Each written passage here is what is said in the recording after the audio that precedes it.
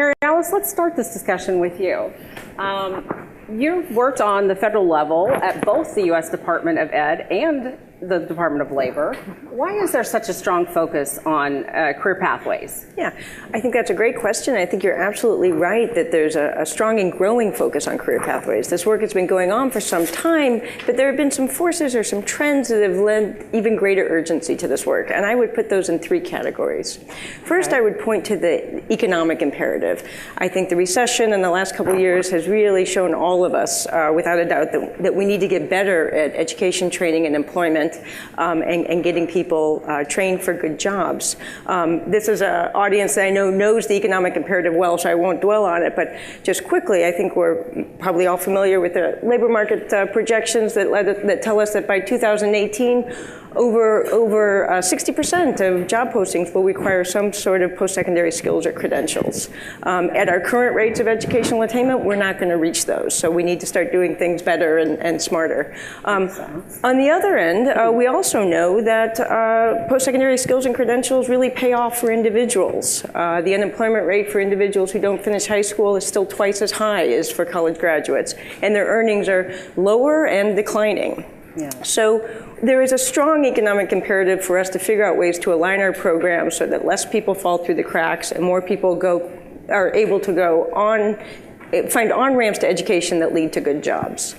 Along with that, another imperative, we would say, that's sort of driving this interest in career pathways and aligned programs is the efficiency imperative. I think we're all familiar with the fact that budgets have been shrinking over the last few years. Yeah. And we have to find out ways to do more with less. Exactly. By better aligning and coordinating our programs through career pathways programs and systems, we think that we can leverage each dollar that goes to training, employment, and education services better. And then finally, on the third front that I think is driving this interest is that we've got a growing body of evidence. We still have a lot of work to do on the research and evaluation front when it comes to career pathways, but we're not flying blind either. Exactly. We have a couple of evaluations that really show us that integrated programs that combine academic education with occupational skills training and the development of workplace competencies do lead to better outcomes for students. And we see that with the preliminary studies of the IBEST model in Washington State. We also have the MDRC study around career academies that shows that young people, particularly young men, did well in these career-focused secondary institutions and had better labor market outcomes.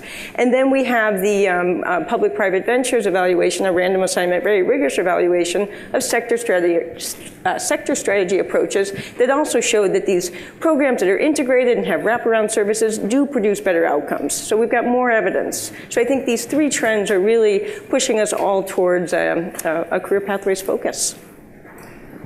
That's really great information. What steps at the federal level have been taken to build and strengthen those partnerships? Yeah, I think we're doing a lot these days, and I would sort of put our work at the federal level into sort of four buckets. On the one hand, the Departments of Education, Labor, and Health and Human Services in particular have been working around a common messaging and communication strategy. On April 4th of this year, we issued a joint letter encouraging states and local areas to adopt career pathway approaches. And in that letter, the three agencies endorsed a common definition of career pathways, which, believe it or not, is no easy thing. Yeah, right. And we also adopted a shared framework, an implementation framework that has 6 key elements that we developed together as part of a technical assistance effort. So we see this as an effort, of getting on the same page and using a shared dialogue, and that the federal government has a role to play in that.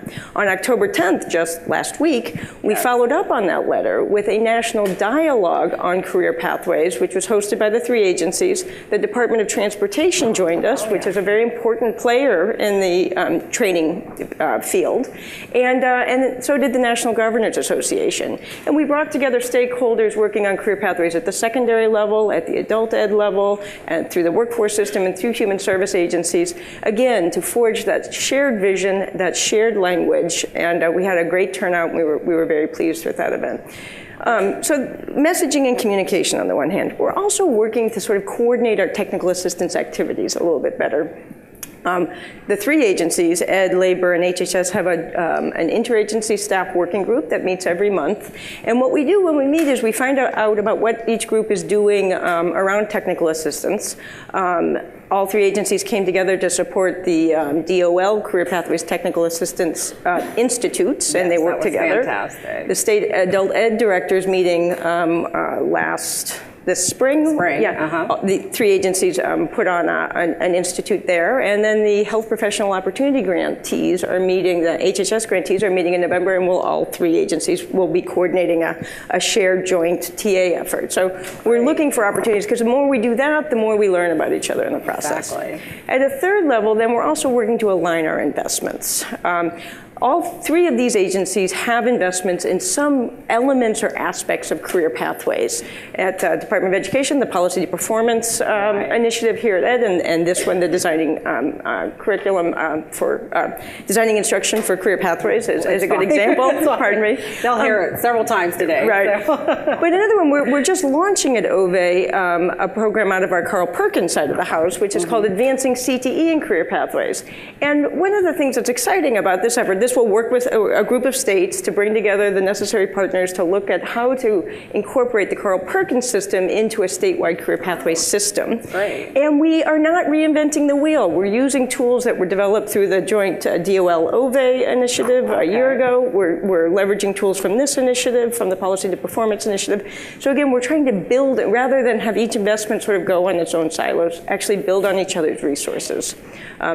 And then great. That's a great model for all of us. We're hoping to. We're trying to not just talk the talk, but walk the walk. Yes. Yeah. Yes. Which is And then fourth, each department I think is doing its best to align policies in ways that support career pathways. I would just highlight in the case of OVE. We recently released our blueprint for the transformation of career technical education in relation to the reauthorization of the Carl Perkins Act. And that's designed, many of the key elements of that are absolutely designed to support career pathway approaches through better alignment between secondary and post-secondary institutions, through better engagement with employers and use of labor market information, and through the development of more strategic partnerships. So. Great. So from those experiences, you've given us a lot of, I feel like I've got the inside picture of what's happening at the federal level now. So in your experience with both federal departments, what recommendations do you have for states? And how can they begin this or strengthen the partnerships they have to make some inroads on developing these systems? I guess I would say first that most of what we know at the federal level, we've learned from states, because there have been some amazing pioneering states out there that really did do this work. And so everything I'm going to say is things that I've learned from state level practitioners and local practitioners. But I would say three things. The first I would say is it's so important to make the case for career pathways. It's not a hard case to make, but you need to make it, and the more folks can make it with data, the better. The more you can use labor market information and performance outcome information and educational attainment rates to show what's happening with the state's workforce, the looming skills gaps, and the opportunities for how career pathways can address those gaps is tremendous. Some states have done net impact studies, which have been very helpful in driving the agenda of career pathways. Others have done skill gap studies that really sort of show the need for more targeted investments. So I think using data to make the case for why improving our systems is very important. Number two, I would say, please look around. If you're at the state level, and you're in a certain program or system, I encourage you to find out whether or not there are other federal investments or philanthropic investments in career pathways that are happening in your state that might be in a different system, but that you might be able to connect to. It could be a TACT grant, a Trade Act Assistance Community College Career Training Grant. It could be a Workforce Innovation Fund grant. It could be one of our Advancing CTE in Career Pathways grants, or it could be a health professionals opportunity grant, but there's a lot going on there, and those are just the federal ones. There's so much happening in the philanthropic sector in this area. And then number 3, I would say, the more you can reach out and then carve out time and space to meet with your partners in other systems and learn about their systems. I think when we're in a system, we sometimes think that others understand the constraints that we operate under and how our systems work and how our funds are distributed, but of course we rarely do. No. And I think some of the most difficult part about building career pathway systems is, or not difficult, but the really hard, the work that can take longer than sometimes people think it might, is the getting on the same page and understanding each other's programs. But the more that folks do that, I think the more they see opportunities for collaboration. And so I would encourage folks to do that. Great.